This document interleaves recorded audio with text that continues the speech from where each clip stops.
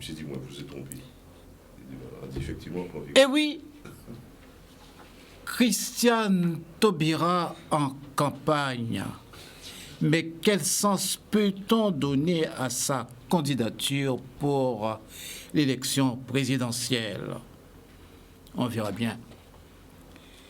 La Guadeloupe dans une impasse, répression face à la mobilisation des antivax. Comment s'en sortir?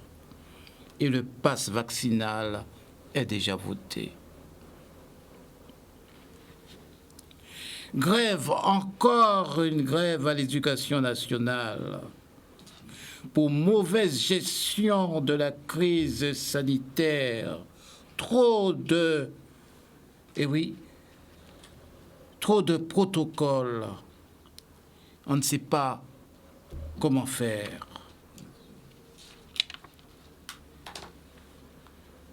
La campagne a commencé.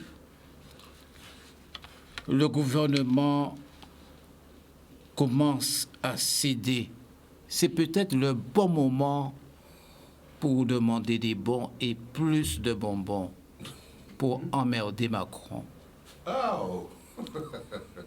Et oui, c'est ce que disent les mauvaises langues. Après, il y aura la note à payer, en tout cas. Mesdames, Messieurs, bonjour, bon dimanche, bon café chaud. Pas de café chololo, mais café chaud. On prend un café, là, jeune là. Monsieur Simon, au pire, j'ai oublié le thème aussi de la jeunesse. Hein. Le retour des jeunes. Oui. Est-ce qu'on y pense vraiment? Est-ce que les jeunes pensent de retourner au pays? Hein? D'accord. Oui. Oui, voilà. Alors bonjour à vous, Monsieur Mandry, bonjour aux téléspectateurs, bonjour à vous, chers amis du plateau. Et oui, Ramaï. Oui, bonjour Monsieur Mandry, bonjour aux amis du plateau, bonjour à tous ceux qui nous regardent. Bon dimanche à tous. Raphaël Espéronel. Idem, bonjour à tout le monde, salut aux gens de tout près, loin, moyennement loin, et bon dimanche. Et bonjour à tous ceux qui nous écoutent, et bonjour à Edouard qui n'est pas là. Hein. Oui, bonjour à Edouard. Oui. Et on débat. Oui. Alors, messieurs, ça nous intéresse tout de même. Taubira en campagne pour l'élection présidentielle. Quel sens peut-on donner justement à sa candidature? Oui. Bon, permettez-moi quand même de faire une petite correction par rapport à notre émission d'hier. Ouais. Très rapidement, parce que je le fais parce que cela a été demandé par un enseignant sciences de l'éducation qui suit l'émission et qui, après cette émission, a tenu à me contacter pour me dire qu'il y avait une petite erreur dans la nomination des auteurs que j'avais fait. Et il m'a précisé que c'était important de le corriger parce qu'il y a aussi des étudiants qui écoutent l'émission, qui peuvent se tromper. Donc nous sommes très écoutés. Merci pour cette attention.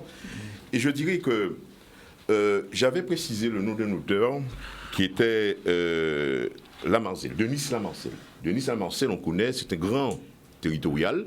Tous ceux qui ont fait le concours, qui vont dans les concours d'attachés territoriaux ou d'administrateurs, on lise le livre de Lamarcel.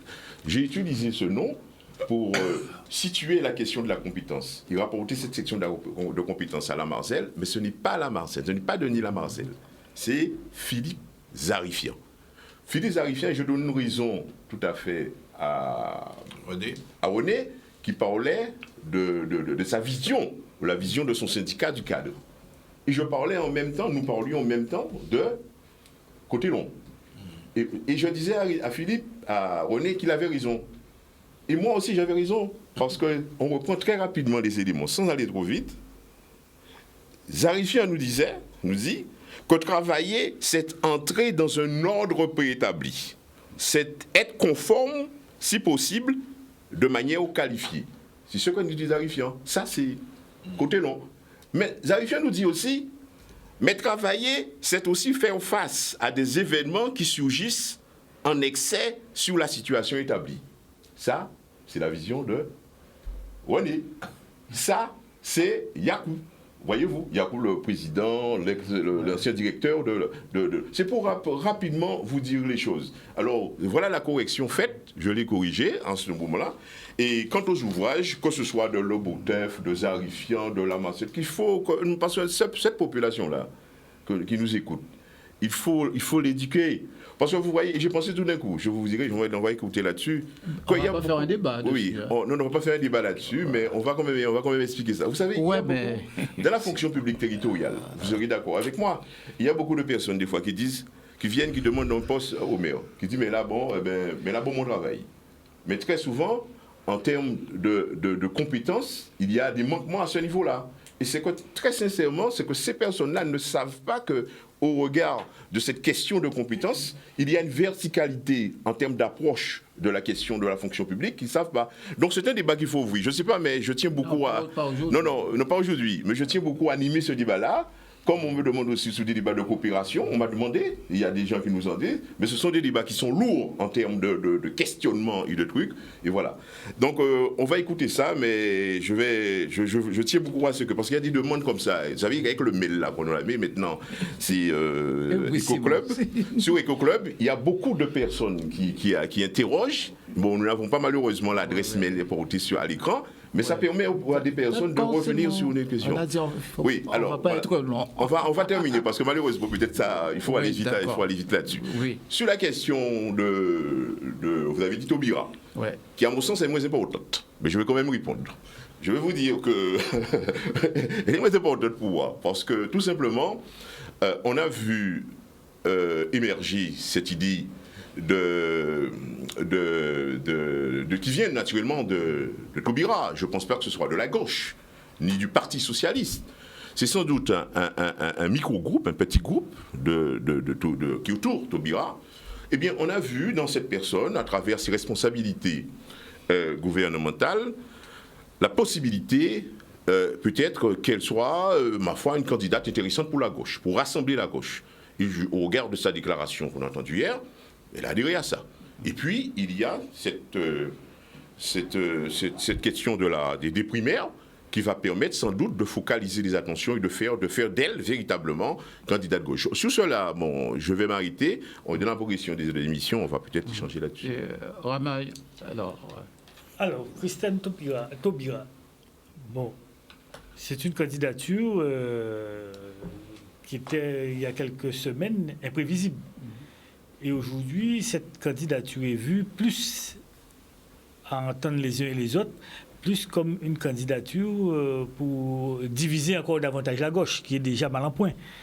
Et aujourd'hui, on voit bien que au niveau de la gauche, en France, rappelons quand même, sous Hollande, la gauche était au pouvoir et la gauche avait tous les leviers en main. Et l'Élysée, le Palais Bourbon, enfin, majorité présidentielle, majorité sénatoriale, majorité au Parlement, majorité dans les grandes villes, majorité dans les départements. En fait, la gauche avait tous les pouvoirs. Et on a vu que, dirait-on, l'effet Hollande a, quelque part, je dirais, coulé la gauche. Et aujourd'hui, la gauche est devenue... un secteur politique en France où les uns et les autres ne voient pas de perspective d'avenir aujourd'hui. Donc c'est dire qu'en politique, les choses vont vite dans un sens comme dans l'autre. Et Christiane Taubira arrive... Est-ce que bon, on a déjà vu, Yannick Jadot a déjà dit que je ne vais pas participer au primaire. Mélenchon... Ce sont les deux plus importants partis de la gauche. Mélenchon a dit « je ne vais pas participer aux primaires ». Donc, on voit bien, il y a Hidalgo qui est très bas dans les sondages et Christiane Taubira, au vu des sondages, n'est pas tellement mieux. Donc, c'est peut-être une stratégie qui est montée quelque part, mais je ne vois pas en quoi ça peut donner un nouveau souffle à la gauche. Maintenant, chacun essaie de jouer sa carte, chacun essaie de jouer pour gagner. Ben, pourquoi pas? Ça, c'est elle, mais pour moi, c'est une candidature de trop. Alors, je pose la question, hein, parce que ce n'est pas sa première fois. Hein. Et donc, c'est une question d'actualité. Voilà. C'est tout à fait légitime. Moi, je crois que c'est un vrai débat, cette candidature, même si, à mon avis, pour moi, c'est un faux sujet. Donc, ça montre bien l'ambiguïté dans laquelle je suis par rapport à elle, personnellement, et elle, politiquement. Alors, ça rajoute au cafouillage de la gauche, c'est ce que tu disais, c'est clair. Alors, avec elle, on peut essayer de mettre en avant la théorie du sauveur. Bon, qu'est-ce qui a sauvé dans la gauche aujourd'hui, compte tenu du rayonnage, de ce que tu as dit par rapport à l'effondrement de la gauche, du rayonnage de la gauche dans le paysage politique français? Je ne sais pas quel type de sauveur elle va être. Est-ce que... Oui, c'est plutôt ça, ouais. Et la deuxième aspect, c'est alternative. Est-ce qu'elle a un discours alternatif? Est-ce qu'elle a... Sa personne peut porter une problématique alternative? Oui, philosophiquement. Hein, bon, elle est intéressante. C'est une femme, c'est une noire, c'est une de l'extrême d'outre-mer et tout. Ça peut être quelque chose d'intéressant dans l'esprit français. Reste à savoir quel esprit et qu'est-ce que ça va faire par rapport aux pontes, supposés pontes de la gauche actuelle, qui eux-mêmes sont éparpillés à travers des petites voies. Donc, alternative, j'y crois pas du tout non plus, si la question est posée. Et dernier point, pour ce qui me concerne personnellement, qui connaît relativement bien sa trajectoire, depuis l'époque où nous étions d'ailleurs ensemble, enfin, à un moment donné en Guyane, sa trajectoire personnelle, moi je suis désolé, c'est une trajectoire personnelle qui interpelle quand on voit que maintenant, elle revendique la présidence de la France. Maintenant, c'est vrai qu'il n'y a pas de destinée fatale. Hein, on a tous le droit de se construire un parcours en politique, un parcours d'enrichissement théorique, idéologique, y compris de positionnement et de posture. Je suis dans une espèce de... on va voir, mais j'y crois pas du tout. Je pose la question par rapport à le fait qu'elle est guyanaise. Hein. Non, mais il y a ce fait-là, c'est un épiphénomène. Elle est guyanaise, elle est française. Elle a trois aspects. Elle est guyanaise, elle est française, donc il n'y a pas de problème. Mais elle a aussi un passé politique bien précis. Elle était inscrite en Guyane dans un processus bien précis. Elle se retrouve à l'antinomique, à l'antithèse de ça. Je ne sais pas. Peut-être qu'on a le droit de vieillir différemment de quand on était jeune. Il y a certaines personnes qui aiment bien le terme de verticalité et de cohérence. Une verticalité qui commence dans une volonté d'indépendance pour son pays et qui finit dans le désir de diriger la France. Bon. Monsieur Beauchamp, oui. Non. Enfin, personnellement, moi, très sincèrement, en tant que Guadeloupéen, j'ai voté pour l'élection à président français. Non. Tout simplement parce que pour moi, un pays choisi mettre là quand il y a une là.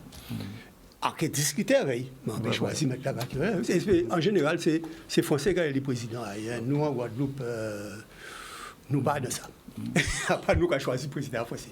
Bon, de manière générale, mais en ce qui concerne Christiane Taubira Delanon, il faut préciser, enfin, on a dit Delanon, pourquoi? Parce que Christiane Taubira est connue comme une militante indépendantiste, mais c'est surtout Marie-Aïe Delanon qui est un grand leader indépendantiste en Guyane et qui est un grand militant. Il est jamais. Bon, moi, ça on peut dire simplement, c'est que là, on voit une déclaration, on entend parler de ça, en songeant c'est pour le grandeur et décadence en tête en moins, c'est-à-dire que Christiane Delanon, c'est un monde qui est quand même un statut, une certaine grandeur au niveau intellectuel, au niveau de la pensée, etc. Et en mode de moi, quand il vient faire à ça. Et là, on voit que la déclaration, là, c'est marqué déclaration de la Croix-Rousse, en songeant à la Croix-Rouge, tout de suite. C'est-à-dire qu'on dit, tiens, il est en train de faire une déclaration de la Croix-Rouge, c'est-à-dire qu'il a ramassé les morts et les blessés de la gauche française pour essayer de voir qui j'ai essayé de soigner, mais à 2 mois, les élections en France, en cas que c'est on veut pieux et qu'il peut réussir quelque chose avec ça. Et ça apparaît beaucoup plus qu'on sorte de à un moment-là, ça, volonté opportuniste, qui ont véritable volonté politique. Un monde qui est situé dans le cadre français, puisqu'il a décidé que c'est dans le cadre de la ça qu'il a agi et tout ça, et qui véritablement veut répondre les bitins, à moins qu'il est inscrit pour l'avenir. On va savoir. Mais très sincèrement, ça a laissé moi beaucoup plus d'amertume qui d'autres bitins, compte tenu de ça actuellement, la gauche française y est, d'avoir la gauche française pas remettre lui des désastres à la présidence de Hollande, qui c'était un véritable désastre. Voilà. Juste un mot par rapport à ce que disait René, parce que ça me pensait à quelque chose. À quel moment certains types de personnages politiques apparaissent? Quel est le statut d'une émergence? Et il y a des gens qui ne peuvent apparaître que sur comment dirais-je, le cadavre ou les cadavres, c'est d'un certain nombre de choses. Ça veut dire que quand un système est totalement effondré, c'est le cas de la gauche, quand un système est complètement dévasté par un tas de raisons qu'on peut comprendre, qu'on peut expliquer, à ce moment-là émergent des gens qui peuvent être effectivement dans la théorie des sauveurs, mais c'est quand même pas la même chose au niveau économique, au niveau politique, ou alors des figures comme ça. Et j'ai peur que certaines femmes, particulièrement c'est intéressant pour la femme, donc quand on va regrouper un certain nombre de femmes noires et brillantes par ailleurs, ne peuvent servir que d'alibi pour un système qui lui-même est complètement en chute libre. Donc je ne sais pas. Mais je disais que ce n'est pas sa première fois, parce qu'on se souvient avec Jospin. Avant, c'est avec Bernard Tapie. Bernard Tapie, mais... Oui, radical. Parti radical, oui. c'est Bernard Tapie qui a cherché, parce que Bernard Tapie, vrai à dingue, justement. Capacité. Toute force à la fois de caractère et intellectuel, là, ça.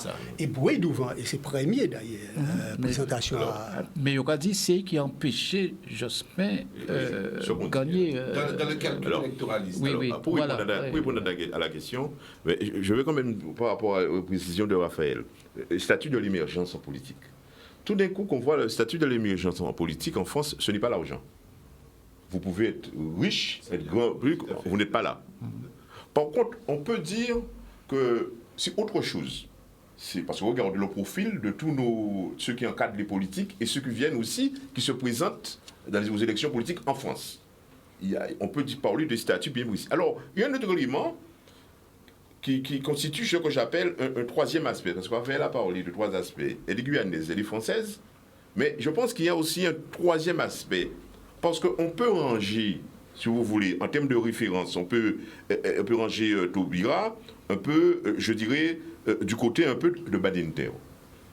Eh bien oui, quand vous voyez, pour la fameuse loi sur le mariage, qu'on a critiqué, écoutez, et sur la question aussi des langues régionales, moi, j'ai vu ces débats devant le Sénat. J'ai vu comment elle a... Écoutez, elle s'est vidée. On avait l'ensemble... Toute la... en séance plénière, je sais plus le terme. Ils étaient là à écouter les élus, sénateurs, et après, à l'Assemblée nationale, Taubira, bouche bée. Ah non, mais elle est brillante. Elle débite. Alors ça, c'est une référence. Et je pense que si en Guyane, les Guyanais sont un peu comme nous. Bon, ou pas d'ici, ou pas d'ici. Mais elle, en France, il y a des Français qui vont regarder ça. Des Français de France qui vont dire, peut-être aussi des Guadeloupéens, des Guyanais, des Martiniquais, qui vont trouver ces éléments-là, parce qu'on va la classer parmi une grande des grands. Alors, cet élément-là. Je vais venir après. Alors, ce sur quoi il faut être clair, elle est brillante. Intellectuellement, c'est un modèle.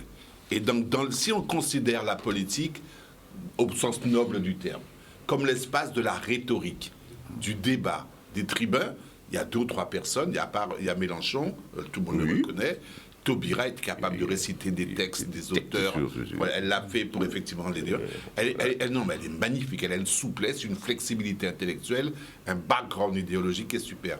Sauf qu'entre-temps, maintenant, on est en 2022, la politique s'est dépouillée de tous ses aspects rhétoriques, théoriques, et cette flamboyance pour être qu'une affaire sordide d'intérêt ou de choses comme ça.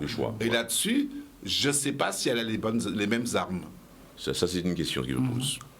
On verra bien. Moi, ça va François, j'ai une petite phrase, une des fois, Rosa Luxembourg, il arrive aux aigles de voler aussi bas que les poules, mais jamais les poules ne pourront voler aussi haut que les aigles. Sur certains domaines. En ce qui concerne Taubira, son aigle est déjà volé très haut.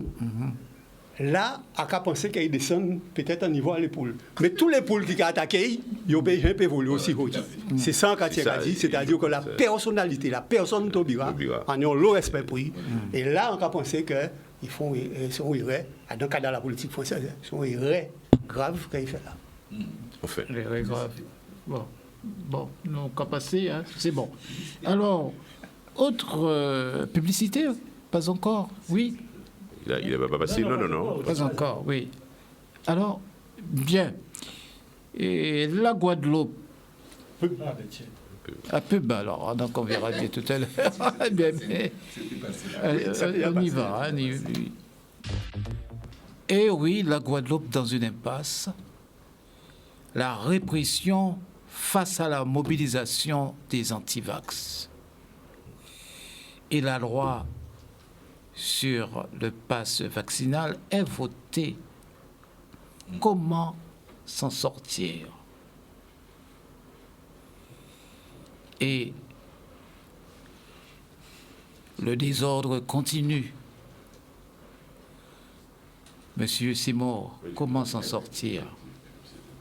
Comment amener le calme au pays? Très rapidement, je crois que c'est une question qui n'est du tout pas simple. Hein. Moi, ce que j'observe, c'est que, bon, c'est sûr que lorsqu'on regarde la Guadeloupe, nous regardons, nous, la Guadeloupe. Nous ne sommes pas le monde. Mais moi, j'ai peut-être une fâcheuse manie, peut-être une bonne manie. Je situe mon territoire dans le monde. Je ne me regarde pas seul. Je ne regarde pas mon territoire. Je vois le monde dans l'esprit. Il faut voir ça, parce que tout le monde, quand vous voulez vous ouvrir, vous orienter, vous êtes obligé de regarder votre environnement. Ce débat de vaccin existe partout dans le monde. Question de Covid, comment s'en sortir? Partout sur la planète. C'est une pandémie. Aucun pays n'a de solution. On voit ceux qui sont contre, on voit ceux qui sont pour. Bien entendu, chez nous, quand nous nous regardons, il y a ceux qui disent, ben, oui, mais ça, il va faire là, pas bon. Mais eux, ils ont la solution, la leur. Et pourquoi ils n'ont jamais... Eh bien, s'ils ont la solution, eh bien, faites-en avec. Mais je peux vous dire, c'est un vrai débat. Moi, je trouve que ma position dans cela, c'est qu'il faut regarder les tendances mondiales, et c'est ce que font tous les pays. Ils sont regardés entre eux. Parce qu'il n'y a pas de solution. Et ils disaient, je vais terminer. Ne serait-ce que le vaccin pour les enfants. Il y a des protocoles, il y a un groupe, même un syndicat qui dit oui, ils sont d'accord, d'autres, ils ne sont pas d'accord. Et j'ai même entendu dire, j'étais peut-être du côté d'une représentante du SPEC, je me permets de la nommer, qui s'est exprimée là-dessus. Mais j'étais quand même surpris, écoutez. Mais quand on est emmené à changer de protocole, peut-être rapidement, peut-être il faut mettre la concertation, c'est que ce n'est pas facile de trouver la solution.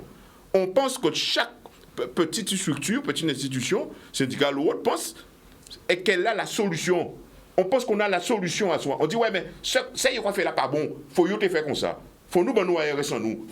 Mais si je dis oui, il faut que nous ayons le problème. Mais il faut faire très attention. En tout, il faut savoir placer le curseur et il faut regarder l'environnement pour savoir comment ne pas se croire être le nombril du monde et dire c'est ce qu'on va faire, c'est ce qui sera la solution. Il faut être prudent. Je me suis terminé là-dessus. Ah ben, pareil, il faut être prudent. Il faut être prudent, mais je dis aussi, il faut laisser vivre la démocratie. Nous ne sommes pas dans une dictature, que je sache. Donc, il y a un groupe au pouvoir, un gouvernement qui fait ce qu'il peut. C'est peut-être bon, c'est peut-être pas bon. Mais si chaque organisation syndicale, chaque commune, chaque maire, chaque président de région dit c'est comme ça qu'on va faire, eh bien, ce sera complètement décousu. Et c'est ça la démocratie, se soumettre aux règles. Parfois, c'est pas beau. Je prends l'exemple souvent de l'arbitre sur le terrain, un match de foot. L'arbitre fait des erreurs. Il y a 15 000, 30 000 spectateurs, 100 000 spectateurs. On a vu qu'il y a l'erreur. Mais l'arbitre, c'est lui qui a la responsabilité de gérer. Eh bien, on se soumet à l'arbitre. Les joueurs se soumettent. Donc, dans la gestion du Covid, c'est quelque chose de nouveau, qui a 2 ans à peine, 2 ans, un petit peu plus de 2 ans. Donc, personne n'a la solution. Et ceux qui vocifèrent, est-ce qu'eux, ils ont la solution? Si vous n'avez pas la solution, vous suivez. Bon, il y a certainement des erreurs qui se sont introduites dans le cheminement du traitement de la maladie. Mais ce n'est pas pour autant que chacun va prendre une orientation différente. Il faut coordonner. C'est le gouvernement qui est là pour coordonner. Ça aurait pu être Hollande, ça aurait pu être... Rabaille. Mais d'accord. Oui. Mais quand vous sanctionnez, là aussi, on est obligé de vous dire que vous allez trop loin. Alors, quand on parle de sanctions, moi, il y a des règles. C'est là encore, je reviens aux règles. Vous devez avoir un permis de conduire sur les routes de la nation. Eh bien, si vous n'avez pas de permis, vous n'avez pas à vous trouver sur la route. Vous devez remplir un certain nombre de critères pour être un médecin. Eh bien, il faut remplir les critères. Vous devez remplir un certain nombre de critères pour être soignant. Eh bien, il faut remplir les critères. Maintenant, vous ne voulez pas. Eh bien, nous sommes dans un pays démocratique qui prend soin et qui regarde ceux qui ne veulent pas pour accompagner ceux qui ne veulent pas. Mais moi, ce qui m'intéresse, c'est surtout ceux qui veulent. Les 95% qui sont à la disposition de la population de la Guadeloupe pour soigner les Guadeloupéens. C'est ceux-là qui m'intéressent avant de m'occuper des 5%. Je ne dis pas qu'il ne faut pas s'occuper d'eux, hein.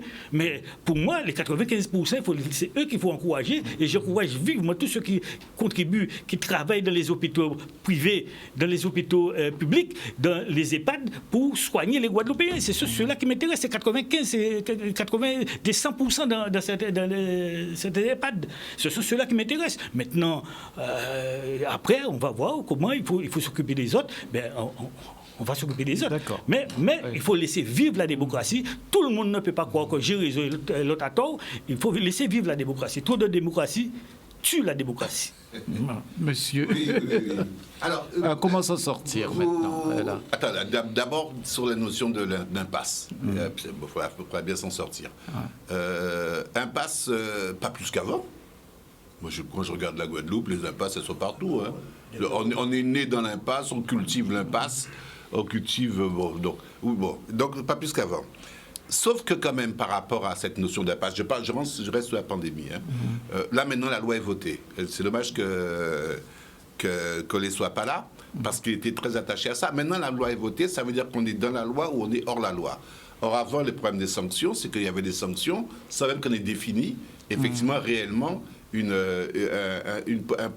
un statut par rapport à la loi. Donc, elle est votée, etc. Alors, ça, c'est la première chose. La deuxième chose, c'est le désordre.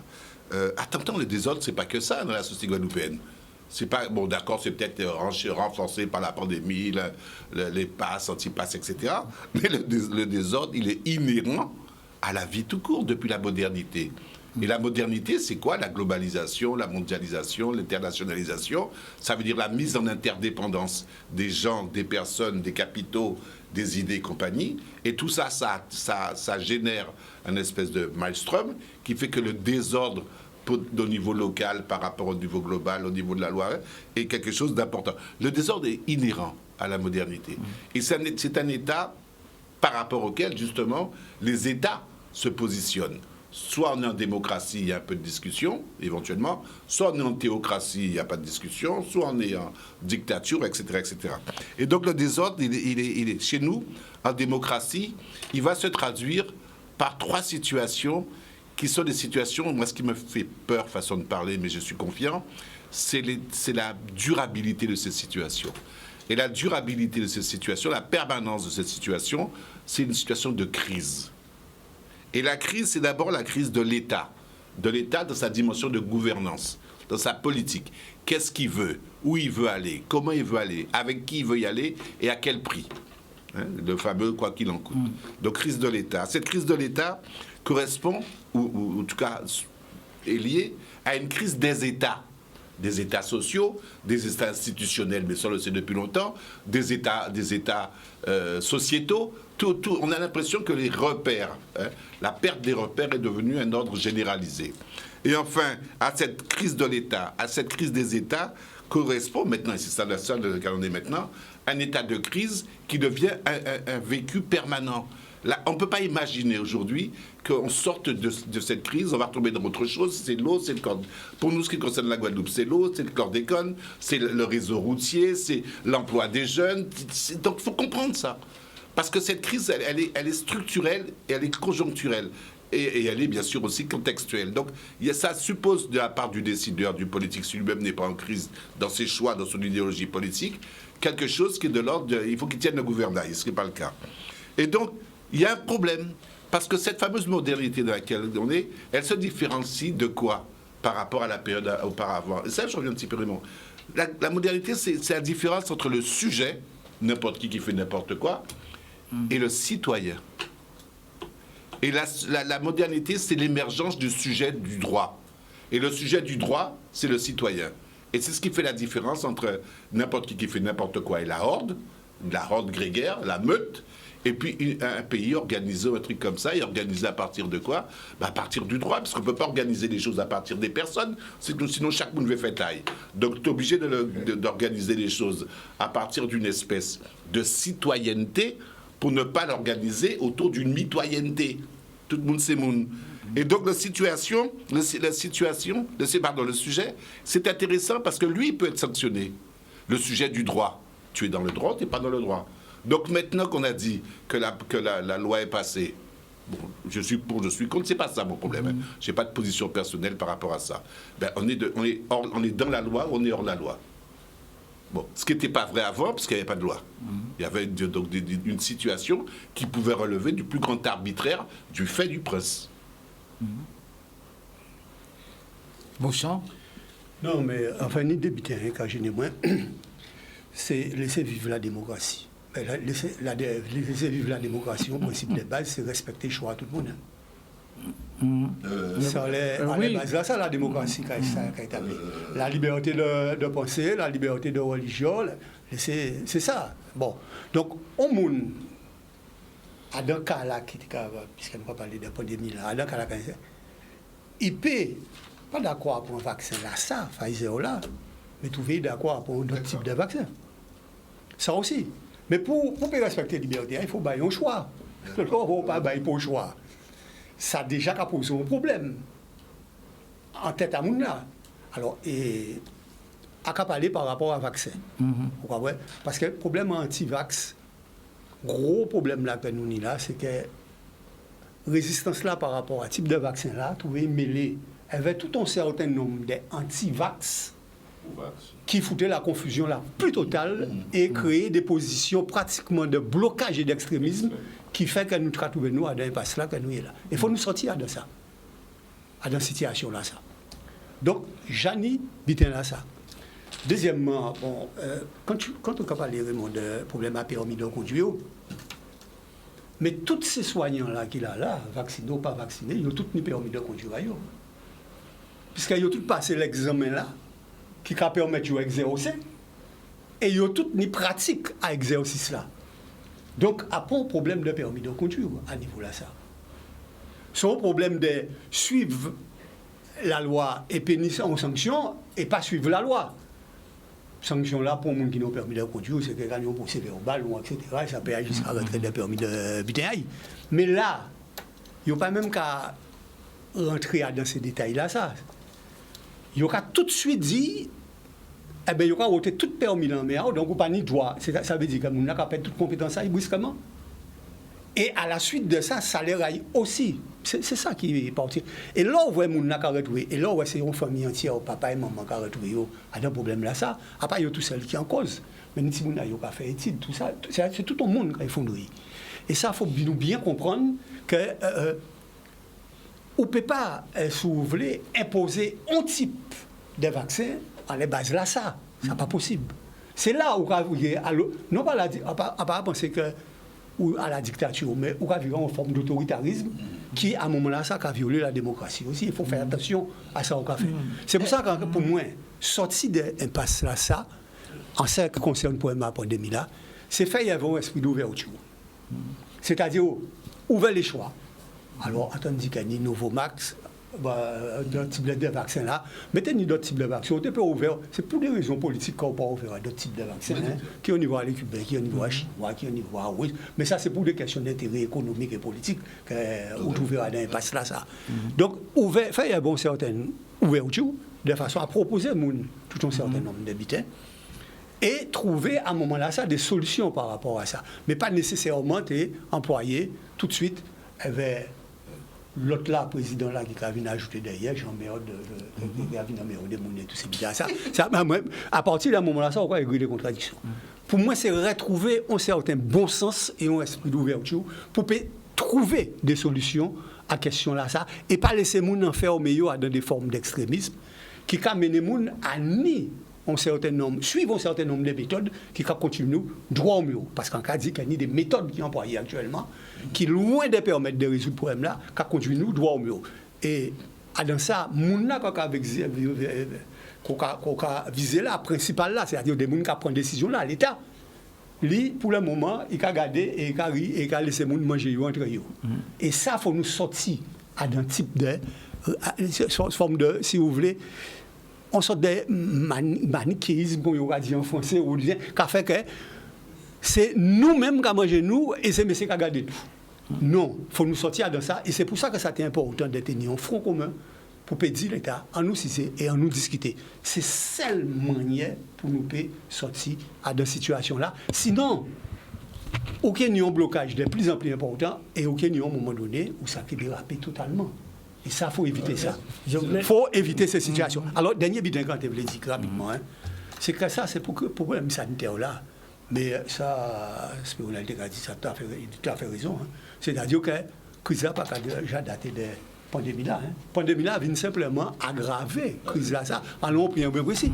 Mais nous, une crise générale au niveau du pays en nous, qui est posée par le non-développement économique, social, culturel et tout ça, et qui a entraîné tout un certain nombre de dérives, qui c'est à la fois le chômage, la société de consommation en outrance, etc. Et toutes les déviances qu'on va avoir à l'entourage. Et c'est des situations-là ça qu'il faut nous sortir. Et ça va demander des réponses de fond. Et c'est pour ça qu'on va trouver tout un certain nombre, en fraction à la jeunesse, parce qu'il n'y a pas toute la jeunesse, mais en fraction à la jeunesse, qui est désespérée, qui est gris, et qui répond à toute qualité démagogique que certains ont fait à droite et à gauche. Mais il y aura pas des chercheurs qui ont fait des recherches et il y aura dit que la démocratie est de plus en plus menacée, c'est-à-dire par rapport aux injonctions et du marché, mais aussi des pouvoirs, c'est-à-dire que jusque il peut dire que quoi ou pas quoi. C'est-à-dire corps à corps, avec concept, c'est-à-dire pour l'intérêt général. Non, mais ton corps, si c'est intéressant ce que tu dis, ton corps n'a jamais été ton corps politiquement. Dans la royauté, tu es sujet du prince, du roi, ou féodal, ou n'importe quoi. Et c'est pour ça que c'est intéressant ce qu'on disait sur la modernité, sur la démocratie. Dans la démocratie, avec l'émergence du sujet qui devient sujet de droit, ton corps appartient. Alors c'est là que la difficulté va être avec ce que disait, de trouver l'articulation avec ce que disait René au départ. Ton corps appartient à qui? À une instance représentative. Alors, la démocratie directe à la criée, à la grecque, tout ça, c'est pas possible. C'est possible dans la petite cité où on peut voter à main levée, etc. Le système qu'on a trouvé, nous, c'est pas une démocratie directe à la criée, c'est une démocratie représentative. Et la forme de représentativité qu'on a trouvée, c'est pas l'individu populaire ou l'individu émergent, c'est une démocratie électorale, liste. Donc ça veut dire de vote. Donc débrouille-toi. Et à partir de là, c'est des systèmes qui vont fonctionner. Et des systèmes d'optimisation. C'est pour ça qu'on revient à Taubira, on revient à d'autres. Comment je vais faire pour optimiser mes voix, pour gagner des voix, pour être représentatif?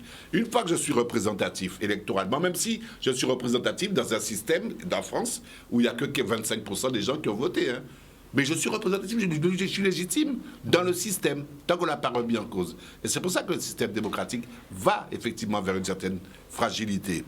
Mais une fois que je suis représentatif, je suis détenteur d'une majorité qui me donne une souveraineté. Et à partir de là, je peux légiférer. Et donc il est clair que dans toutes ces... Peut-être que ça a fonctionné pendant longtemps de manière plus ou moins satisfaisante. Mais c'est surtout quand on était dans un développement constant, enfin une croissance, pas un développement, une croissance constante avec des gains, des acquis, des ceci, etc. Et une grande sécurisation autour de soi. Mais quand on rentre aujourd'hui dans une société qui est fondée sur l'incertitude, qui est fondée sur l'absence d'horizon temporel, ce qui est fondé sur des inégalités qui deviennent insoutenables, comme tu aimes beaucoup dire, il est clair que l'individu, le sujet, a tendance à vouloir reprendre la maîtrise de sa propre vie, puisque son système ne lui permet pas d'arriver à des développements à peu près équitables. Donc là, ça veut dire, oui, la démocratie est en danger. Simon, Ramaille, voilà. Effectivement, on a parlé en Guadeloupe, il y a un certain du désordre, en quelque sorte. Mais c'est vrai qu'effectivement, on voit dans notre système local, de plus en plus les organisations qui eux-mêmes, les organisations syndicales qui elles-mêmes n'ont pas plus de légitimité parce que les gens n'adhèrent pas aux organisations syndicales. Pas plus que pour les politiques qu'on décrit, qui sont élus parfois avec 25%, 30% des inscrits. Et c'est déjà beaucoup. Donc on voit bien qu'il y a ce système-là mérite un nouveau souffle, tant d'un côté que de l'autre. Mais n'empêche qu'il faut quand même vivre de ce système. Parce que pour le moment, on n'a pas d'autre. Il y a la liberté, et je viendrai sur cet aspect de liberté. La liberté des uns se termine là où commence celle de l'autre. On ne peut pas toujours avoir, depuis des années, avoir ce désordre en Guadeloupe, des impossibilités de circuler, impossibilité d'aller se faire soigner, impossibilité d'envoyer les enfants à l'école, impossibilité de voyager. Il y a tout un certain nombre de problèmes qui se posent et on voit bien qu'on aurait pu régler, on aurait pu faire rester toujours dans la démocratie sans contraindre aux autres, empêcher aux autres d'avoir leur liberté, d'aller travailler, de se soigner, d'envoyer des enfants à l'école, de voyager, etc. Donc, et c'est là, lorsqu'on parle de souffrance, j'entends souvent parler de souffrance de la part de certains qui occupent les médias. Mais la souffrance, il y a certainement de la souffrance de leur côté. Mais il y a la majorité silencieuse, il ne faut pas emmerder non plus. Hein, il y a aussi de la souffrance. Lorsqu'on met des pics sur la route pour crever la route des voitures des Guadeloupéens, mais on n'attaque pas Macron, là. On n'attaque pas le préfet. On n'attaque pas le président de la région Guadeloupe. On attaque les Guadeloupéens, les propres Guadeloupéens. On met des piquets pour crever les roues. On tend des cordes, des câbles pour faire tomber les cyclomoteurs guadeloupéens. Mais il y a un problème. On ne peut pas dire que ces gens-là sont pour la Guadeloupe. Et on récolte à chaque fois l'effet contraire. Depuis 30, je me répète par rapport aux émissions précédentes, 30 ans ou 40 ans ça dure, ça ne marche pas. Il faut trouver une autre solution. Et qu'est-ce que vous pouvez proposer de mieux? Vous n'avez pas de solution, vous n'avez pas de meilleure solution. Alors, la souffrance, il y a certes de leur côté, mais il y a aussi la majorité silencieuse, l'économie qui est bloquée, les enfants qui ne vont pas à l'école, les incendies qu'on met dans les maisons. Eh bien non, mais messieurs, il faut qu'on s'assoie et voir les choses autrement pour faire avancer la Guadeloupe, pour faire, vu la petitesse de la Guadeloupe, faire un bijou avec la Guadeloupe. Mais non, il y en a qui cassent, qui brûlent, et les autres vont passer réparer. Et ce sont des gens qui sont payés. Hein. Ils ont leur salaire. Je veux peut-être tempérer le discours. En précisant que, contrairement à ce que disait, j'entends dire souvent, pas seulement peut-être ici, ou même sur les plateaux de télé, ou même dans la rue, la démocratie est un danger. J'entends souvent dire ça. Moi, je pense que, très sincèrement, la démocratie, elle n'est pas en danger. Quand on regarde, et d'abord, quand on regarde ce qui se passe dans la mobilisation, M. Mandry, excusez-moi, vous êtes de mon avis, vous le savez très bien. Ce n'est pas le peuple qui est dans la rue. Il faut le dire. Il y a une incitation. On essaie de comprendre un peu le mouvement. Parce qu'il y a des éléments, il y a des points du mouvement que j'approuve. Et il y a d'autres points qu'on aurait pu donner aussi au collectif. Ça, parce qu'il y a énormément de problèmes ici, oui. Mais ne dites pas que c'est là, quand je dis le peuple, M. Mandry, mais ça vous fait rien. Mais moi, ça me fait quelque chose. Quand je suis devant ma télé, j'entends dire peuple là, peuple là, mais c'est pas le peuple, M. Mondry, c'est pas là. Et si on vous parle, il y avait un problème réel, la démocratie, si la démocratie était en danger, eh bien c'est toute la Guadeloupe, on verrait. Nous-mêmes, on se serait associés à cela, parce que vous voyez nos positions. Moi, je vais vous dire une chose. La liberté, je dis souvent, et en Guadeloupe en tout cas, ou ailleurs, la liberté, elle est malade de sa génétique, sa propre génétique. Si nous avons cette possibilité de défiler, de faire ce qu'on ne peut pas faire en Autriche, ce qu'on ne peut pas faire en Chine, c'est parce qu'on a la liberté. Et cette liberté-là, elle est malade de sa génétique. Elle vient de la démocratie. Voyez-vous. Et quel que soit, c'est ça, parce qu'il ne faut pas, on peut avoir une vision idéologique, je ne partage, je le dis, mais il faut aller au fond des choses, et n'est-ce pas, aller au fond pour essayer de s'interroger sur les choses que l'on voit, des choses auxquelles on assiste. Moi, je vais vous dire une chose. Les personnes, par exemple, qui ont dit, bon, il y a un problème de vaccin. Et déjà, ce problème de vaccin me conduit déjà à m'interroger sur le profil même des personnes qui contestent. On voit. Imaginez-vous un couple. Dans un couple, si vous voyez, il y a monsieur n'est pas vacciné, madame n'est pas vaccinée, ils sont d'accord entre eux. Si vous voyez monsieur est vacciné, madame n'est pas vaccinée, à 90% de risque, problème en couple là. Vous ne réduisez pas dans le côté moins, madame ne réduit pas dans le côté moins, c'est problème dans le couple. Et avec tous les dégâts que l'on peut faire. Si vous êtes chez vous, tous seuls, parce que c'est quoi couper Kahashi. Donc il y a la structure de la famille qui pèse. Parce que dans un couple, vous le savez très bien, quand vous entrez, monsieur, madame discutent. Vous parlez, tu as pris ton vaccin. Madame, moi, il prend un vaccin. Il dit, moi, dans le demain, tu montes, tu vas prendre un vaccin. Je vais aller prendre un vaccin. J'adhère tout à fait à ça. Mais monsieur, à mon pareil problème. Donc je crois qu'il faut faire très très attention. Moi je vois des personnes qui parlent, même dans une émission ici. Il y avait des jeunes, il y avait des hommes, il y avait des femmes aussi qui parlaient. Mais je me suis interrogé contre ces hommes-là, je me suis interrogé sur ces femmes-là, sur ces femmes, comment ces hommes et ces femmes vivent chez eux. Parce que je sais que si vous êtes dans un couple, mais vous discutez. On ne va pas si c'est devant table, moi manger, moi pas garder l'autre. On parle de questions qui nous concernent. Et comme ça permet d'éviter les fake news. Dans deux sens. J'ai lu ceci. Moi, j'ai lu ceci. Qu'est-ce que tu penses? Mais non, on s'accorde. Et les choses vont beau. Et puis pour en terminer là-dessus, on parle des personnes à qui on a pris le travail. Mais je sais qu'il y a eu un débat. Je sais qu'il y a eu des propositions.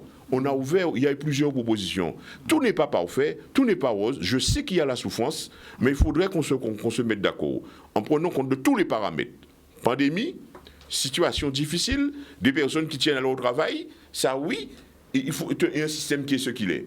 Parce que quel que soit le système, vous aurez ce qu'on appelle violence légitime, vous aurez une police pour défendre la violence légitime, quel que soit le système que vous aurez ça là. Merci. Ça, c'est l'intégrité. Merci. Ouais. Je termine. Alors, je voudrais revenir sur une idée largement répandue et qui est totalement fausse aujourd'hui, justement dans cette modernité, et qui est non seulement fausse, mais dangereuse, même si l'idée elle-même peut apparaître comme fédérative.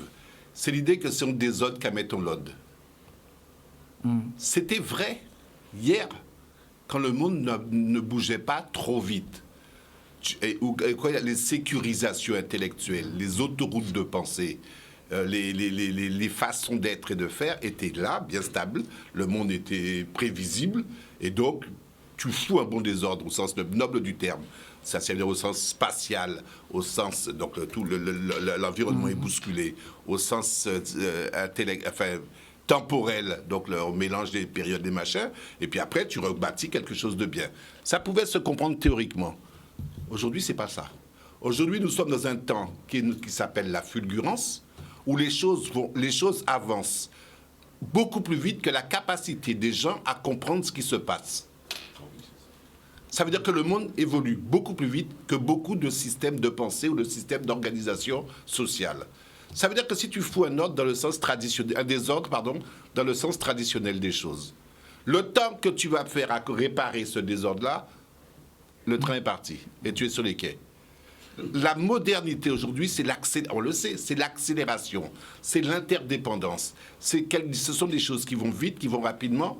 On parle de nanosecondes dans certains domaines, on parle de choses comme ça. Donc, on doit être en mouvement. Alors, et je reviens à ce que dit Jean par rapport à la démocratie. Dans cet espace-là, quel est l'espace de la démocratie ? L'espace de la démocratie, c'est certainement pas ce qu'on a maintenant, et c'est ce que disait René, la régulation par le jeu du marché. C'est pas ça du tout. À partir du moment où on est là-dedans, on n'est pas là-dedans. On est dans une instrumentalisation.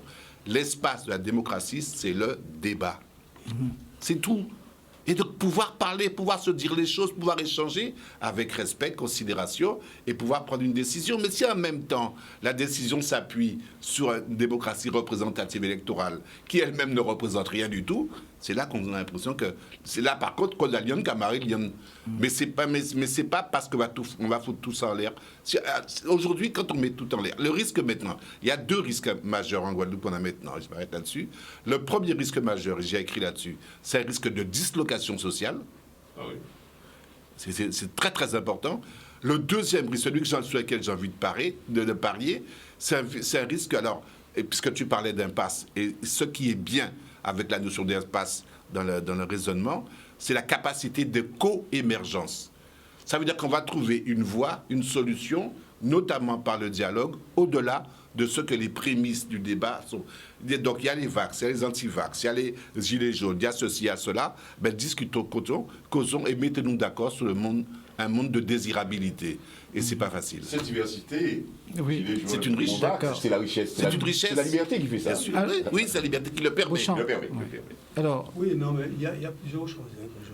Je dis en passant. Ça chauffe. Non, il y a plusieurs choses que je voudrais dire en passant. Il faut faire très attention. La représentativité des organisations syndicales n'est pas liée au nombre de syndiqués qu'ils ont, mais est liée aux élections professionnelles. Ce sont les élections professionnelles qui donnent leur légitimité aux organisations syndicales. Dans le monde enseignant, par exemple, les élections professionnelles, dans les différentes instances paritaires, sont des élections qui se font à près de 80%, à 82%. Donc on ne peut pas dire, par exemple, que ces organisations ne sont pas représentatives. Dans le monde professionnel, de manière générale, il y a des élections professionnelles qui se font. Représentatives de la profession. Mais oui, qui se font, et de manière générale, qui se font. Donc, il y a une représentativité des organisations syndicales qui représente quand même un corps social qui est quand même important et qui fait partie de la vie démocratique d'un pays. Donc, il faut qu'on soit clair là-dessus. Attends, juste un mot, René. Est-ce que ce n'est pas une représentation de branche ? Alors, ce n'est pas seulement une représentation de branche, puisqu'il y a des élections générales. Donc, à ce niveau-là. Et c'est d'ailleurs de ces élections générales qu'on sont déterminés le nombre de représentants des organisations dans les différentes CESR, commissions paritaires, commissions techniques, etc., etc. Donc, il y a une représentativité. Maintenant, il y a un deuxième problème. C'est les moyens et méthodes qui sont utilisés au moment de la lutte. Et ça, c'est autre chose. C'est lié à autre chose. Bon. Moi, ça, je voulais le dire tout simplement parce que il faut qu'on évite d'essayer de discuter. Pour les élections aussi des élus politiques, c'est la même chose. Hein. Même s'il y a 35% de gens qui ont voté, mais c'est quand même des gens qui ont été votés par rapport à d'autres qui ne se reconnaissent. Alors on pourra dire que la représentation politique, on ne se reconnaît pas parce que ce n'est pas 50% des gens qui ont été votés, etc. Mais il n'empêche que c'est quand même des gens qui ont mis cela là, dans le cadre d'une élection. Donc ça, c'est ce que je voulais dire. Parce qu'on a trop tendance à vouloir discréditer quand on a un certain nombre de problèmes et que les problèmes ne trouvent pas de solution, on a tendance à vouloir discréditer ceux qui sont au poste de responsabilité, qui certes ont une responsabilité, mais à qui on ne peut pas dire simplement qu'ils sont plus bons à les foutre-moi le camp, etc. C'est pas comme ça que ça se passe. Et encore... Alors, non, mais on a dit ça, de façon qu'elle nous est claire à les questions-là. Ça. C'est pour ça qu'on a dit qu'il faut nous retourner à un certain bon sens, ou prendre sens en nous par rapport à... Face à la pandémie-là, ça, nous n'y intérêt trouver un certain nombre de solutions pour nous éviter que ça ait des conséquences graves en termes de mortalité et autres en niveau à peu près. Et ça pour éviter aussi que ça ait des conséquences graves, encore plus graves sur le plan social. C'est pour ça qu'on a dit que les problèmes de mesure au comité mondial parce que etc. Faut nous revenir en laisser et trouver d'autres types de solutions par rapport à ces questions-là. Bon, alors non, on a dit ça, non, excusez-moi, on a dit ça tout simplement parce que oui, on a dit très vite, tout simplement parce que moi atteint à fond infarctus, une maladie cardiaque. Cardiologue en moi est suspendu. Ou peut faire pour d'autres cardiologues. En désolé. En Pékin, il va pour d'autres cardiologues. Et nous avons l'autre monde qui n'a même attitude là ça. Et au Pékin, ils vont d'autres spécialistes. Tout simplement parce qu'ils ont une confiance à notre là. Et c'est vrai, il y a fonctionner. On ne peut pas dire moi qu'on prend un vaccin, brusquement, il n'est pas qualifié encore. On va poser mon problème. Et on va créer une situation sanitaire grave là où on va faire ça. Alors, on a des gens qui prennent rendez-vous depuis 6 mois, parce que parfois, il faut prendre 6 mois pour rencontrer un spécialiste. Et on attend dit que bon, ben, il est suspendu, donc en fait, il fait du rendez-vous. Faut nous faire très attention. Il faut nous faire très attention là où il y aura un certain nombre de mesures. Ou, au cas en fin de compte, pour sauver bébé, c'est bien, au cas bébé là, au cas tout le monde. Plutôt que de résoudre en question. Voilà ça qu'Anthony a dit à Nicolas. Alors, encore une grève. Alors, il y avait la grève, je crois que c'était le 13, mais il y aura encore une autre grève le 20. Donc, et là encore, bon, c'est Simon qui pas à l'école, tout ça, mais est-ce qu'il fallait faire cette grève? Certains diront oui, parce qu'on a eu tout de suite satisfaction. D'accord. Alors, alors, Beauchamp, puisqu'on a déjà parlé de grève là. Oui. Que le ministre là, à la rentrée, il faut un bordel, ça c'est clair. Il faut un bordel. C'est-à-dire, il prend un certain nombre de dispositions là. Les soirs à la rentrée pour dire qu'on vient appliquer et des dispositions qui étaient complètement incompréhensibles. D'ailleurs, le représentant à l'électorat a essayé d'expliquer à la radio pour ne pas comprendre rien. Ah, ça a été à côté là. Et pour ne pas comprendre. C'est vrai que ça fait dans la précipitation la plus totale. Et d'ailleurs, ils sont en train de revenir dans le prescription toutes ces mesures-là. Donc, effectivement, ça a créé un problème. En niveau. Alors, moi, on peut comparer ça qui a passé en France et ça qui a passé en Guadeloupe. C'est un grand bonheur. Bon. En niveau à la fin, ça crée un problème. Ici, dans Guadeloupe, il y a des organisations qui estiment qu'il y a à suivre tout simplement parce qu'il y a ces sections. Personnellement, de même qu'il y a encore un syndicat, au moins l'aspect, pas participer à la grève, tout simplement parce qu'il estimé que le moment pas approprié pour te lancer en mode de grève. Il faut dénoncer ces mesures-là, ça. De même qu'il faut dénoncer les suppressions de postes qui sont faites là, en collège. Alors que on est déjà en retard en termes de nombre d'heures de cours et en termes de avancement dans les programmes à cette là, qui fait que, loin de ces premiers postes, il faut mobiliser tout ça qu'il a à l'heure actuelle pour entrer dans toute une phase de remédiation, de rebité, pour remettre ces petits là dans les bons rails. Donc, à partir tellement le moment des faits. Ça ne veut pas dire qu'il ne faut pas faire grève. Attention, ça ne veut pas dire qu'il n'y a pas de problème, mais qu'il ne faut pas dénoncer.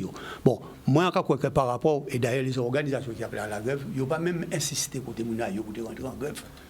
Puisqu'on a constaté ça. À présent, grève à l'heure là, sont d'autres problèmes qui sont liés à des problèmes beaucoup plus généraux. Qui nie aussi bien la situation sociale. En passant personnellement, certainement que toutes les organisations qui retrouvent parce qu'elles sont en protestation par rapport à la politique à gouvernement là, il ne faut pas non plus comprendre que tout le bien qui est passé, que le pays est une grève. C'est bon. Ça fait partie de la vie sociale. Au niveau de la grève, moi, je ne comprends pas. Franchement, je suis un observateur, M. Bandé. En Guadeloupe, peut-être ailleurs aussi, tous les débats sont contestés. Tout était. Des fois, il y a une proposition, ne serait-ce que sur cette question de vaccin, sur la question aussi de l'école, il y a des revendications qui sont légitimes, mais des fois, on n'a pas même reçu on n'a même entendu la fin de la musique, nous avons ronflé, nous comptons nos oppositions. Moi, je vois des leaders du monde syndical. Je dis, tu veux monter l'école ensemble? Moi, des fois, on me pose la question, même des fois, parce qu'on ne peut pas comprendre. Nous sommes en train, en permanence, d'entretenir une culture de la grève. C'est-à-dire quoi? À notre époque, les mouvements de grève, il n'y avait pas autant de grèves. Oui, ça c'est clair et net. Peut-être des choses ont changé. Mais il faut se dire, au regard de la situation actuelle, maintenant, celle que nous vivons, il faut projeter cette situation dans le futur. Le futur, c'est la bombe. Les enfants qui grandissent maintenant, qu'on voit qui se défilent dans les rues, quand ils sont sortis, ben, tout côté défilé, avec des syndicalistes devant. Mais c'est cette culture-là. Demain, ça veut dire quoi? Ça veut dire peut-être 2030. C'est la bombe. Moi, nous n'avons pas été élevés dans la culture de la grève. Nous avons été nous avons grandi, il y avait des contestations, il y avait des débats, il y avait un regard des parents aussi, l'association des parents, qui tempérait. Mais des fois, très souvent, association même des parents d'élèves, c'est eux qui ont crié pour bloquer l'école à Timoun. Mais discuter avec les enseignants, trouvons qu'il est, dit, mais c'est qu'à dire, nous n'y allons venir à Timoun à nous, parce que c'est Timoun à demain, c'est eux qui ont construit l'école là, mais vous aurez demain une société de violence. Et cette société de violence que vous allez instituer, vous aurez aussi, si nous sommes chez nous avec notre pouvoir, nous aurons une police qui va défendre notre violence légitime. Notre violence légitime, c'est ce que nous voulons imposer à ceux qui sont dans la contestation, demain dans la société dans laquelle nous serons. Il faut faire très attention. Il ne faut pas porter un jugement à l'instant T, il faut inscrire ça à l'instant T plus N. Qu'est-ce qu'on aura demain? Et je crois que moi, je suis très inquiet quant à l'avenir de ce pays-là, sur ce plan de l'éducation. Parce que les choses n'étaient pas comme ça dans les années 70 et après. Et monsieur Ramaille, donc oui, effectivement, la grève était bienvenue quand même, puisque le ministre a donné satisfaction. Mais justement, et comme disait Jean, on n'a pas encore entendu la fin de la musique, on commence déjà à se préparer à manifester. Moi, le droit de grève, c'est quelque chose que je respecte.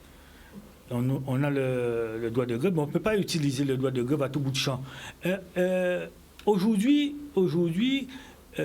c'est devenu quelque chose de banalisé. On va faire grève. Aujourd'hui, il y a telle décision qui a été prise. Ou alors parce qu'il fait beau, parce qu'il pleut, parce qu'il... Que sais-je?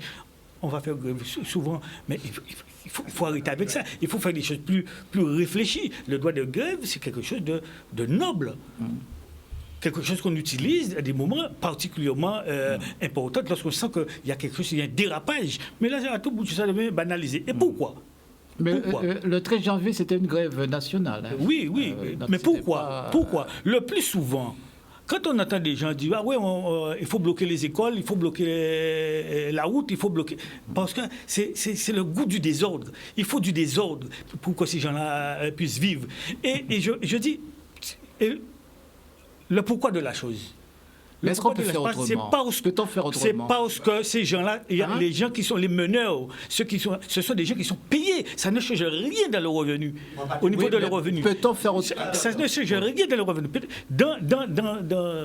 Aujourd'hui, les leaders qui sont sous les barrages, qui lancent des appels à la grève, qui lancent des blocages, ce sont des gens qui gagnent leur vie, même s'ils sont sous les barrages, même s'ils sont bloqués. Mais la personne qui doit aller vendre sa journée dans une entreprise privée, le pharmacien qui doit travailler, le pauvre de moi qui doit aller gagner sa vie en prenant la route pour aller gagner sa vie. Mais je ne suis pas payé. Et, alors, il faut tenir compte aussi, je ne dis pas qu'il ne faut pas faire grève, je ne dis pas qu'il ne faut pas bloquer, mais il faut tenir compte de ceux qui ont, la personne qui doit aller dialyser, la personne qui doit aller prendre l'avion pour aller voir son enfant qui est malade à Paris. Il faut, les routes sont bloquées. Comment on fait? Il faut tenir compte de ces choses-là aussi. On ne peut pas faire grève parce que moi, je gagne ma vie même si je suis en grève, mais l'autre ne gagne pas sa vie. Et là, c'est là qu'on monte les Guadeloupéens contre les Guadeloupéens, les fonctionnaires contre les non-fonctionnaires. Mais les non-fonctionnaires aussi, doivent se déplacer, doivent aller pour gagner leur vie aussi. Hein. Alors, ça, c'est pas possible. Il faut trouver un compromis. Oui. Avant d'arriver au compromis. Faut pas ouais, c'est ça. Bon, la grève, c'est un outil. Et je rappelle qu'on parle de démocratie. La grève est un outil démocratique. Donc, soyons clairs. Hein. Okay. Donc, elle peut être spontanée, elle peut être instruite, elle peut être corporatiste, elle peut être sociale ou sociétale à partir de revendications. Ce qu'elle pose avant tout dans le débat, parce que c'est du débat, c'est un rapport de force. Ça veut dire que c'est là où le débat, par le dialogue, la discussion, la mise en place de compromis a échoué, que le rapport de force et on va revenir à la notion de violence de genre, se pose comme étant peut-être la dernière alternative avant la guerre, avant le chaos, etc. Donc faut pas non plus qu'on soit trop... la grève existe, et bon. Le problème qui va se poser, effectivement, maintenant, c'est dans la gestion de l'outil, c'est deux choses. D'une part, l'instrumentalisation de la grève comme finalité, et non plus comme moyen, et d'autre part, si c'est un outil, qui c'est qui tient l'outil? Parce qu'un marteau, c'est fait pour enfoncer des clous, mais si tu ne comprends pas ce que je veux te dire et que je prends le marteau pour le faire entrer dans ta tête, ça s'appelle un crime. Et ce n'est pas le marteau qui est en cause, c'est la main, c'est la personne qui tient l'outil. Et donc là, ça pose effectivement le problème de la violence. Et c'est là qu'on assiste, je ne sais pas si c'est une translation, une transfiguration, une trans quelque chose, mais c'est une trans quelque chose. La violence dans la modernité, parce que j'insiste beaucoup sur le concept de modernité, cette violence-là est nouvelle, d'une certaine manière. Elle existait déjà avant en sous-marin, mais elle n'explosait pas de manière aussi facilement que ça. La violence a toujours existé, et la loi, l'ordre, l'organisation, c'est justement fait pour contenir cette énergétique sociale qu'est la violence, et c'est pour ça qu'on parle de violence légitime, sous-entendu, pour créer du lien social, de la cohésion sociale, des forces socio-constructives et des capacités pour les gens de rester entre eux. La violence à laquelle on assiste depuis un bon bout de temps, et en tout cas dans la modernité, alors la modernité c'est les années 90 et après, c'est une violence qui sort de son domaine de légitimité républicaine pour étendre et envahir la rue au sens global du terme, parce que ça a toujours été la rue qui a subi cette violence-là. Et je ne sais pas si, dans une légitimité démocratique, la rue a le droit aussi de s'exprimer. Il ne faut pas exagérer. Et donc, il y a là maintenant, et c'est ça qui montre bien l'échec du débat, en tout cas à un certain niveau, du dialogue ou de la mise en place de compromis constructifs, parce qu'on n'est pas d'accord sur le point de départ, on n'est pas d'accord sur la manière de faire, on n'est pas d'accord sur le point d'arrivée. Et c'est pour ça qu'on parlait des injustices, des inégalités, et les choses se globalisent, se coagulent de telle sorte que, et c'est ce qu'on voit par exemple dans les grèves, on est étonné quand une grève marche bien. Je suis désolé, la grève récente des enseignants, ouais. Elle était propre, elle était nette, il n'y a pas eu de barrage, il n'y a pas eu de ceci, et elle était explicite. Et au bout de la course, ils ont obtenu un minimum d'évolution. Ça montre bien que le rapport de force arrive à quelque chose. Mais la grève de la modernité, on rejoint effectivement le désordre, et là, on va nulle part. Ça veut dire qu'à partir du moment où c'est du désordre qui prime, n'importe qui a fait taille et met les enjeux qu'il veut dans la grève de la personne. Alors, Bouchon, le 20 janvier... Oui, attends, je veux venir. Non, mais parce qu'il y a le 13, mais on annonce déjà... Non, mais attention, le 13, c'était une grève nationale faite au niveau des enseignants. Oui. Des personnels de l'éducation de manière générale, d'ailleurs, pas des enseignants. Effectivement, c'est une grève qui a été lancée en France et qui a été reprise ici par certaines organisations syndicales. Mais toute l'affaire s'est déroulée en France, pas ici. Bon. Cette grève a permis justement à amener Blanquer à revoir. De toute façon, il faut qu'on fasse très attention quand on parle, de ne pas caricaturer tout.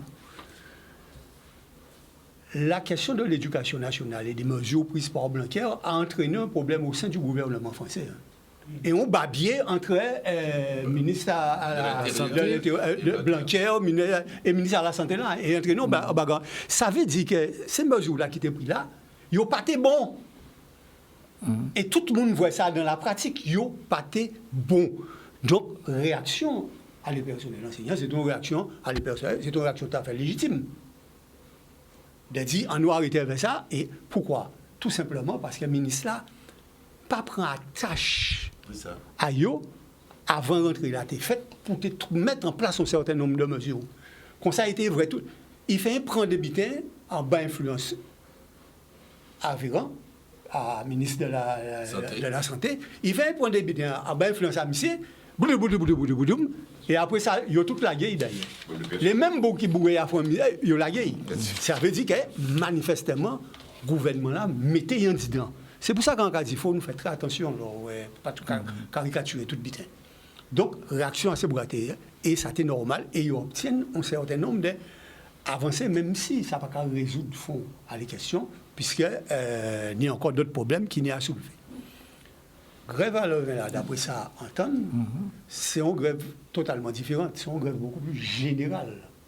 Et pas une grève catégorielle. C'est une grève générale qui a regroupé aussi bien la situation à pandémie actuelle là, qui ont un certain nombre de revendications dans le cadre de là, ça, qui d'autres types de revendications sociales qui existaient en pays en nous et qui ont posé. Donc, ce sont d'autres types de grèves. Bon, à présent, est-ce qu'il y a un général? Est-ce qu'il y a un général? C'est l'avenir qui dit nous, qui forme qui point. Mais c'est bien où les organisations syndicales à lancer une protestation vis-à-vis d'un certain nombre de situations et de lancer un mouvement. Entendu qu'elles sont en grève en journée, on parle de ce qui est dit en journée, ce qui est dit depuis longtemps. Mais c'est bien loyaux. Bon, à niveau là, ça, qu'est-ce qui va permettre de voir si grève là, ça qui marche, c'est la réalité. Hein. Parce que grève là, ça va adresser à qui on a travaillé. Si travailler pas mettre en grève, si on ne pas mettre en grève, grève va marcher. Donc, non, mais ça c'est tout à fait normal. À tout moment où on lance un mot d'ordre de grève, si on n'a pas suivre, ou obligé à faire attention à un certain nombre d'habitants. Ensuite, on ne peut pas obliger eux, pas venir. Mais pour nous, pas obligé pour nous, en définitive. C'est ça. Mais non, mais personne n'oblige pas, mais là, on barre chemin là. Non, là, on va barrer chemin là et tout ça. Non, là, on va barrer, au fait, c'est bien. Ce sont un certain nombre de méthodes qu'on va mettre en place. Qui peut être discutable, discuter, etc. Contre vous. On va signaler comme moi, à mettre cadenas aussi. Ah oui, à l'époque. Bon, donc effectivement. On n'a pas entendu. Oui, non, mais on a dit ça de manière claire et nette. Et on ne va pas renier du tout ça en faire à un moment-là. Ça a été important, ça a été nécessaire pour justement renforcer le rapport de force. Mais on ne va pas contenter de mettre alors c'est bon. On va passer aussi à la propagande de tous côtés pour t'expliquer les raisons pour lesquelles nous arrivons à ça. Mais il faut savoir, c'est qu'en général, là, on voit les grèves qui existaient en Guadeloupe, depuis non. Depuis 1917, ça n'a pas existé depuis jeudi jour. En 60, nous faisons grève au niveau lycéen, tenir la flamme à l'époque, nous tenions des mouvements au niveau lycéen, tout ces vidéos ça. Grève qui existait depuis longtemps. À part là, problème là, il y a. Problème là qu'a trouvé autre part. Bon. Moi, je pense, alors, à la question posée, comment s'en sortir très rapidement. À mon avis, au regard de l'expérience de l'État français, de l'État même du gouvernement, l'expérience qu'a le gouvernement des grèves. Ici, le gouvernement, c'est la liberté. On va défendre, on va protéger la liberté de manifester. Ça, c'est très clair. Et il faut protéger la liberté. Il faut que les gens qui défilent, là, défilent. Il n'y a aucun problème. L'État va laisser des filets et il va voir la position même du peuple, de la population, du peuple français. Parce que dans la grève, maintenant, les mouvements de contestation, ni cocktail, black boy, qualité moun ka cassé, ka brisé, il y a ça. L'État va veiller sur le domaine régalien, que vous ne puissiez pas aller faire brûler les champs ou bien bloquer les trucs comme ça. Sinon, l'État va vous fonctionner. Mais l'État a l'expérience des grèves. Il y avait les gilets jaunes. Il y a l'expérience. L'État, vous pensez que ça va rester peut-être 45 jours, 44 jours, 2 mois. Mais l'État pense que ça va rester près de 100 jours aussi. Mais l'État est structuré pour faire face à cela. C'est que nous devons inventer, nous, petits territoires, pour gagner dans une autre manière de mener la lutte. Et je ne pense pas que ce soit la violence. Il faut l'adhésion du peuple.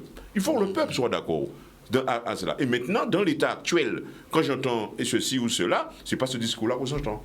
Un peu. C'est dommage, ça se dit. Ce n'est pas ce discours-là. En 2009, les choses étaient comment? Mais maintenant, enfin, qu'il y a un mouvement d'essoufflement.